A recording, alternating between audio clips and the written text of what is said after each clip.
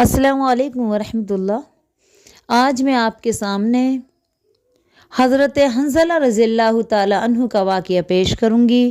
حضرت حنظلہ رضی اللہ تعالیٰ عنہ وہ صحابی ہیں جن کو فرشتوں نے غسل دیا، اس لیے ان کو غسل الملائک بھی کہتے ہیں۔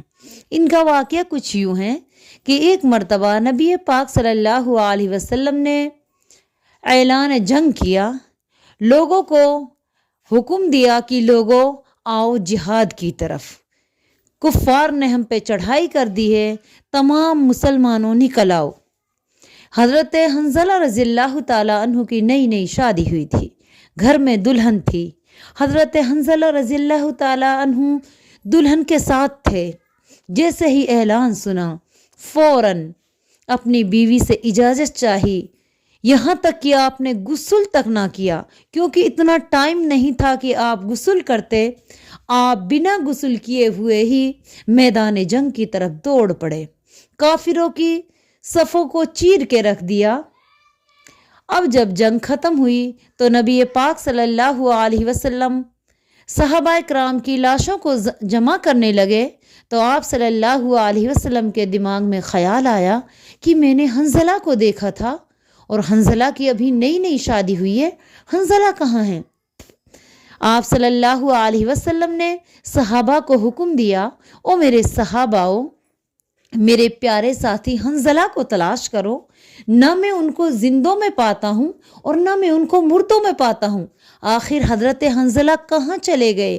صحابہ کرام چاروں طرف ان کو ڈھونڈنے لگے، پورا میدان جنگ چھان مارا، لیکن کہیں سے کہیں حضرت حنظلہ کی لاش نہ ملی۔ بہت زیادہ ان لوگوں نے تلاشا، لیکن حضرت حنظلہ کہیں سے کہیں نظر نہ آئے۔ پھر کچھ صحابی پہاڑ پر چڑھے تو انہوں نے دیکھا کہ ایک لاش ہے اور اس سے پانی ٹپک رہا ہے۔ جب انہوں نے قریب جا کے دیکھا تو وہ حضرت حنظلہ کی لاش تھی۔ وہ صحابی دوڑے ہوئے نبی پاک صلی اللہ علیہ وسلم کے پاس آئے اور کہنے لگے، یا رسول اللہ، اے اللہ کے نبی، ہم نے حضرت حنظلہ کی لاش کو پہاڑ کی چوٹی پہ پایا، وہاں حضرت حنظلہ کی لاش ہے اور اس سے پانی ٹپک رہا ہے۔ اللہ کے نبی کریم صلی اللہ علیہ وسلم کو فرشتے نے آ کے اطلاع دی، اے محمد، اللہ کا یہ پیارا بندہ اعلان جنگ سن کر اپنی بیوی کے پاس سے سیدھا میدان جنگ کی طرف دوڑ آیا۔ اس نے غسل جنابت نہیں کیا تھا۔ اللہ تعالیٰ کو اس کا جہاد پسند آیا اور اللہ پاک نے فرشتوں کو حکم دیا کہ فرشتوں جاؤ اور حنظلہ کو غسل دے دو۔ فرشتوں نے حضرت حنظلہ کو غسل دیا ہے، اس لیے ان کی لاش پہاڑ کے اوپر رکھی ہوئی ہے۔ تو اسی لیے حضرت حنظلہ کو غسل الملائک کہتے ہیں۔ اللہ کے نبی نے صحابہ سے فرمایا، او صحاباؤ، حضرت حنظلہ کو فرشتوں نے اپنے ہاتھوں سے غسل دیا ہے، کیونکہ اللہ کے راستے میں انہوں نے غسل کی پرواہ کیے بنا ہی اپنی گردن کٹا دی، اپنی جان کی بازی لگا دی، شہادت کا مقام حاصل کر لیا۔ ہم نہیں جانتے تھے کہ حضرت حنظلہ نے غسل نہیں کیا ہے، لیکن اللہ جانتا تھا، اس لیے اللہ نے فرشتوں کو حکم دیا کہ فرشتوں جاؤ اور جا کے حضرت حنظلہ کی لاش کو غسل دو۔ تو یہ تھا حضرت حنظلہ کا واقعہ۔